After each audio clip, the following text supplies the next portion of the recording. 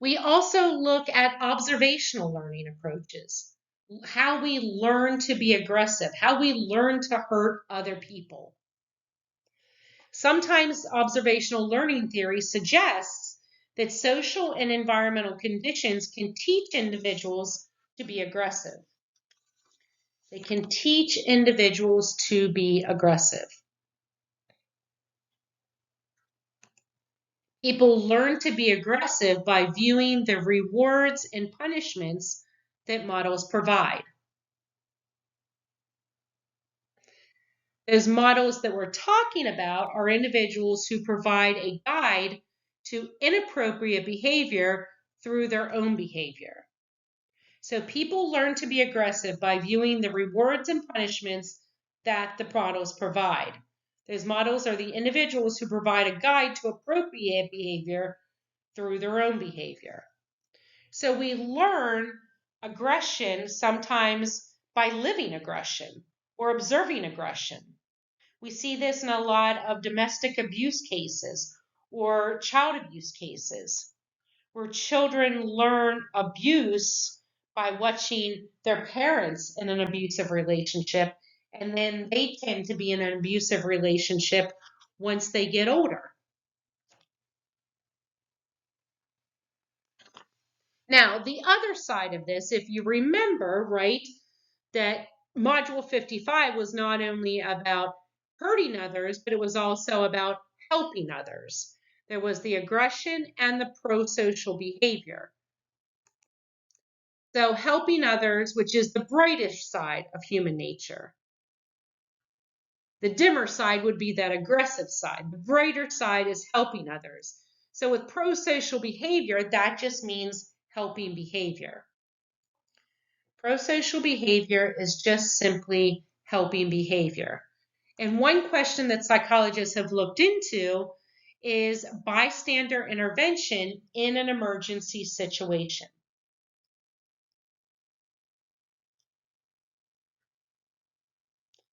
So it brings up this question of diffusion of responsibility.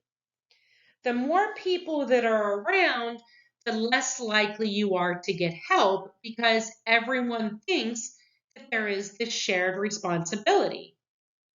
Well, someone else is going to help them, so I don't have to help them. Or there are all these other people around, they can help them. Why do I have to help them?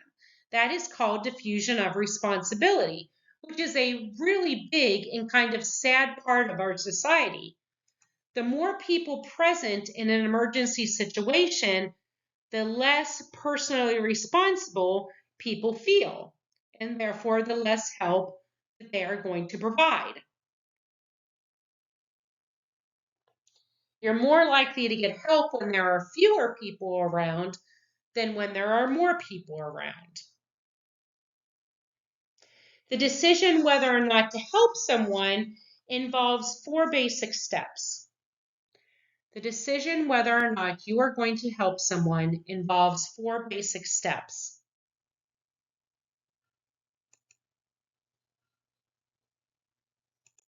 And you can see those here in Figure 5. Whether or not you help someone depends on whether or not you notice that they need help, right? That's common sense. Noticing a person, event, or situation that may require help. So you notice the situation. Now you have to determine, is this a situation that actually requires help? Remember, the first one is whether or not, they may require help. And then second is, do they require help? The third is assuming responsibility for helping. And then the fourth one is deciding on and implementing the form of helping. So you go through these 4 steps, right? They're steps. One and then the other and then the other and then the other. At any point in time along these 4 steps, you could determine that help is not necessary, and then you would not continue on to the next step.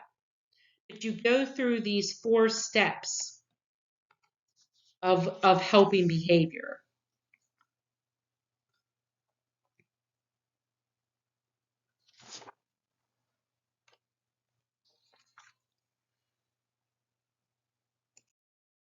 sometimes with that, you determine that, yes, someone does need help, but am I able to help?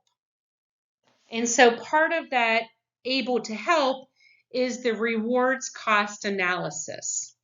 And that suggests that when we help, we are most likely to use the least costly form of implementation. A rewards cost analysis suggests that when we help, we are most likely to use the least costly form of implementation. We don't want it to cost us too much. And I'm not just talking monetary. Sometimes I'm talking about, physical, lots of different things. In some situations, however, the help that is provided shows altruistic behavior, altruism, meaning behavior that is to help another person without any regard of self-interest. If you are showing altruistic behavior, you're helping someone for the sake of helping them. You are not looking at getting anything back in return. And that is putting the welfare of others above yourself.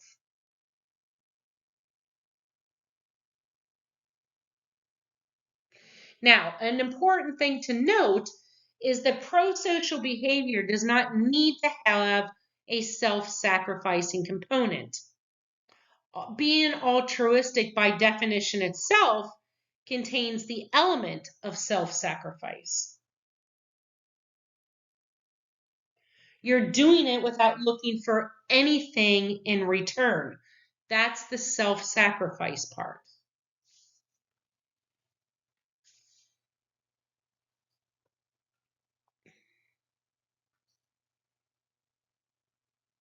So that leads us to our last slide in this chapter. For the most part, temporary situational factors determine whether we will intervene in a situation that requires help. Temporary situational factors. Remember, situational versus dispositional, right? Situational factors will determine whether we intervene in a situation requiring aid or help. Psychologists use a neuroscience perspective. Psychologists using a neuroscience perspective believe there's a kind of tug of war between emotion and rational thinking involved. And I found myself in this type of situation, and you may have also, right? You feel the emotion, you feel like you want to help. However, rational thinking says that you should not help. You're not able to help. Maybe it's not in your best interest to help. Research in this field suggests that our brains are hardwired to help us feel empathy for other people. That's a lot of times why we feel like we should help, even though we may not be able to, or we shouldn't.